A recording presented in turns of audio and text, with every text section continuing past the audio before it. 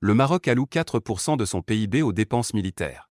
Pour faire face aux périls qui guettent le royaume dans un environnement régional hostile, le royaume a boosté son budget militaire dans le cadre d'une politique de modernisation de l'armement. Un budget qui demeure insuffisant par rapport aux différentes missions qui incombent aux forces armées royales, selon le ministre délégué chargé de la Défense nationale Abdelatif Loudihi. Confronté à plusieurs défis sécuritaires dans une région de plus en plus mouvementée par les périls terroristes et les tensions géopolitiques, le Maroc renforce son arsenal militaire pour se hisser à la hauteur des risques qui pèsent sur sa sécurité nationale.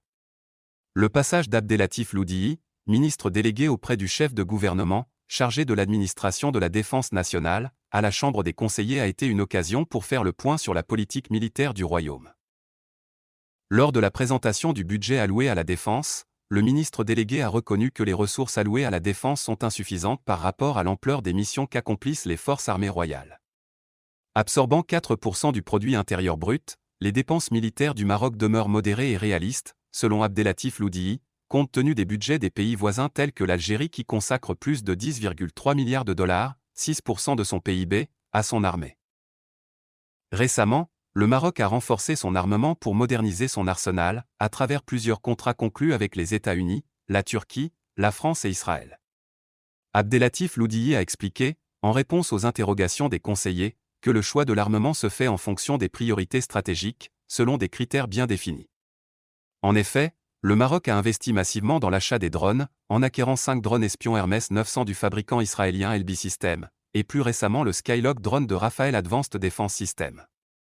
Le royaume a fait également appel à la technologie turque en achetant une douzaine de drones Bayraktar TB2, avant d'en commander 6 de plus il y a quelques semaines. Cette nouvelle technologie permet de sécuriser de façon efficace le mur de la défense au sud-est du Sahara marocain, grâce à une meilleure surveillance des mouvements des milices du Front Polisario. Par ailleurs, les phares sont en cours de modernisation de la flotte aérienne en commandant la dernière version sophistiquée des chasseurs F-16. Idem pour les hélicoptères d'attaque AH-64 Apache, commandés par le Maroc auprès de Boeing.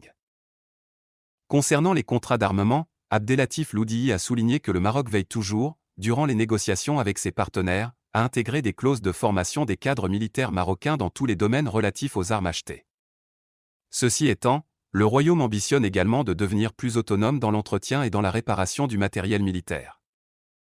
Rappelons que l'instabilité régionale pousse le royaume à augmenter de 4% son budget de la défense qui atteint près de 50 milliards de dirhams, soit près de 5 milliards de dollars.